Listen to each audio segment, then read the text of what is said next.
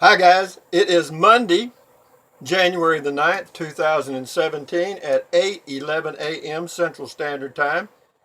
It's 32 degrees outside Fahrenheit. Today's supposed to be about 65, 68 for a high Fahrenheit. And for the next several days, lows in the 50s, highs in the 70s. Hello, Central Texas. Yes. This is Rusty 78609 in his luxurious studio in his 26-foot bunkhouse RV. I actually had a comment, somebody pointed out that it is very luxurious, and it is for me. Luxury is a state of mind. It's also relative to where you've been. If you've been living under a bridge, an RV is a hell of a step up, okay? But anyway, uh, it's a 26-foot bunkhouse RV, and I've been living in RVs for 20 plus years. I also go camping in a Toyota Prius, a car. And for those of you that have an interest in RVing or going camping in your car, check out my playlist on my home page. Just go to my home page, Rusty78609. In the middle of the page, there's a little word that says playlist. Click on it, pick the one you want. Anyway, I got a lot of comments. I like them, like them, like them. I feel like it's like a kind of a delayed two-way conversation, okay? And short. It's kind of like a text in a way. But having said that, it's a beautiful day. It's clear, not much wind. I'm debating on whether to go to Wally World, Walmart, to walk or in the neighborhood. It's a little cold, but I'm going to wait around here for another 30, 45 minutes and see if it warms up enough. I could wait and go walking this afternoon, but I've gotten the habit of walking in the mornings. Oh, also I wanted to point out the reason my hair always looks slick back in the mornings or when I do a video, because I have a little water spritzer in my hair. As you get older, my hair anyway, uh, it's gray hair, okay? And you don't comb it, you bend it. You have to bend it into place. So what you have to do, you wet it. I got a little spritzer and I go and get it wet, and then I comb it straight back, and then an hour later or less, you comb it again. It looks okay. But anyway, and I also do that when I'm camping. And one guy pointed out that one of my sideburns is shorter than the other one. Well, I cut my own sideburns and I cut my own hair. Okay, I go to a lady that cuts my hair once a year and let her kind of straighten it up. But as you can see, I haven't been there in a while. So having given you all that important upfront information, now we'll get to the video. The video for today is for all you people that, because Donald Trump was elected president and other reasons, want to leave the United States. I got an idea for you, okay? Or we're going to talk about it because I had a comment about, apparently there's been some media talk about some problems we're going to have in the USA, the gloom and doom. It's the end is coming, the sky is falling. It's been like that for thousands of years. It's always going to end sooner or later, and one of these days they'll be right. Anyway, it says, oh, okay, maybe I read it wrong. It says, what do you think about what's going on south of the border? I really don't know what's going on south of the border because I do not watch network television at all. Okay? And as far as checking the news on a lonely basis, a regular basis, I don't. Okay? Why? It doesn't do any good. I'm not going to change anything other than just sit around. Oh no, I'm worried. What's going? Anyway, enough said about that. I don't know what's going on south of the border. Just wondering. Would love your input. So, what is going on south of the border? Let me look and see. Is there anything I should know about? I'll go to my Google News right quick and see, and then I'll get back to the video I was going to do.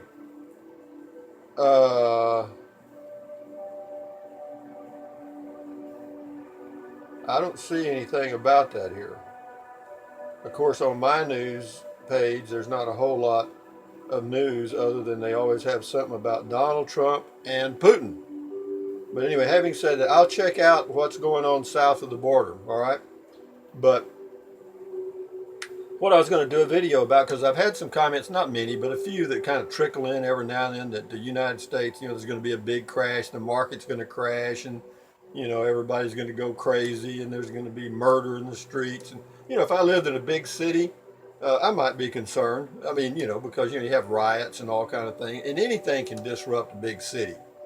You can have a water situation, where it affects 1 million people, or you can have some terrorist event that affects the whole city more or less, and you can have a riot. I mean, whatever. You can have all kind of things. So a lot of people we're thinking and talking about, well, they were just going to leave the United States and go live in another country. You better think about that one, okay? Because I've traveled a little bit. I've been down into Mexico and other parts of South America. I've been into Canada. I've been into all the islands around us pretty much. I've been over into Europe. I've been to Mongolia. I've been into Asia. And but let me tell you,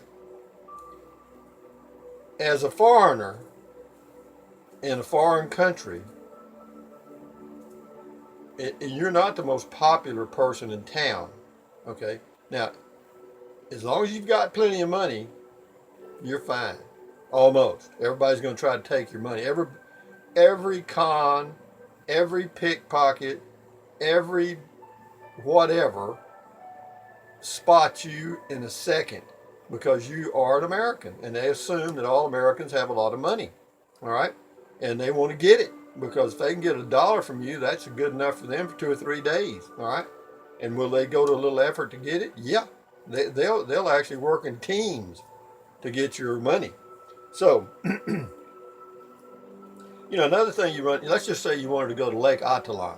All right, Lake Atalan's a neat little gringo community, or expat community, basically foreigners, in Guatemala. Lake Atalan, look it up. And it is, if I was going to go somewhere, that might be one of the places I'd take a hard look at, because it's up in the elevations, the climate's pretty good year round, and there's enough expats there that you don't that you have a lot of the things that expats need, the foods and the grocery items and stuff you can get, and the conveniences, and you could live in Lake Atalan for comfortably for one person, 500-600 a month U.S. Yeah, you could live very good at that level. And there's some like Cuenca, and I can't remember where that is. Cuenca. Can't remember where that one is. I have to think about that one. But anyway, there's a number of expat communities, and you can check out, if you decide that you're interested in doing something like that, then you can check it out. The best way to do it, in my opinion, is to go to the expat communities on the internet for those areas that you're interested in, because they all have newsletters and different, they're on Facebook and all kind of places, and you can communicate with them and find out exactly what's going on, and how to make travel arrangements, and what kind of documents you got to get when you get there, and the shots, and beware of that, because some countries require some interesting little shots. And so do your homework before you go, and then remember that if you're going to do something like that, go to the country that you think you want to live in for an extended period of time, and go there and stay for a month, or at least 2 weeks, okay? And get the flavor of it, because all that glitters ain't gold. I promise you, when you arrive in a foreign country, you're going to go, like, whoa, what am I doing here? Can I drink the water? That's interesting. Some places you can, some places you better not. Some places you're going to be boiling water and drinking bottled water the whole time you're there. So, and the foods, most cases the foods are, you can usually find something that'll work for you. And but the only thing people look at, unfortunately, is the cost of living. They say, oh man, I've got $1,000 a month coming in Social Security in the United States, and I can't live worth a crap here. And you probably can't. You can't live too good. If you got to rent an apartment, you're screwed. You're just living hand to mouth. And but you could go down to South America and live very good. You'd be upper middle class. You really would. And yeah, you could wear nice clothes and eat out, do a lot of things that you can't do in the United States, but you don't want to eat out anyway because it ain't healthy. But they also have a lot of fresh foods in South America that we don't have here. And so, there's some pluses and minuses, but my suggestion is, uh, before you're going to travel to any other country or even another state in the United States, let's just say you have an option of staying where you are or moving to Arizona. Everybody wants to move to Arizona. Okay. Uh, well, go to Phoenix and see what you think. It's just polluted as hell. When you come into Phoenix, out of the desert into Phoenix, and you look at it over the hills, it's kind of in a little valley. You can just see the colored air over the dome over the city. It's just another place to breathe pollution. So be careful with that. And another, just go wherever you think you're gonna want to live, other than your home area. Go there for a while. Just go there and stay for a while and see what you think. That's the easiest way to find out, isn't it? You can do the Facebook thing, and you can do expat communities on Google for days, and until you actually arrive there and smell the air and see your physical spot you're going to stay and see your little neighbors and hear the noises. Because see, there's no noise uh, laws in most countries. In other words, you can move into an apartment and a guy gets off work at midnight and plays his stereo as loud as he can till 5 o'clock in the morning, 7 days a week. Nothing you can do about it. Move, that's it. So, just be aware of that. There's a lot of, different cultures are different cultures. I mean, everything. It's like it went into an upside down world. So be careful. Anyway, having said that, I got to find out what's going on south of the border. South of the border. Anyway, enough said about that. Anyway, me with my not matching sideburns is fixing to go take a walk and do my daily thing. And you guys, thumbs up, carpe diem, adios, bye bye, buy USA made when you can. Drink plenty of waters.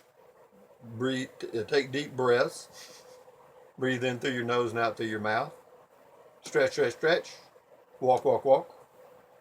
And don't eat out. So, eat oatmeal. I had a comment about oatmeal. Said it was loaded with GMOs.